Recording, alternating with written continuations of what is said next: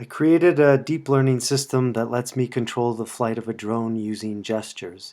This is just a proof of concept right now. The prototype only detects the left and right gestures at the moment.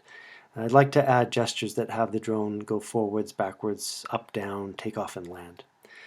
The system is based on a TensorFlow model that I got from the web that was pre-trained to recognize a whole bunch of different objects, about 90 objects actually.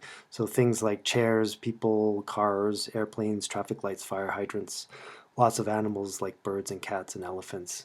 And I took that pre-trained system and trained it on my own images of gestures, the go left gesture and the go right gesture.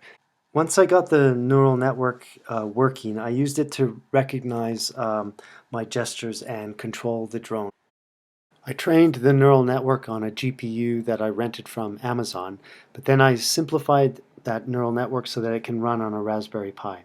The Raspberry Pi I used, and which you can see here, is a Raspberry Pi 3 model B+. So now I'll show you a demo of the Raspberry Pi recognizing gestures and controlling the drone.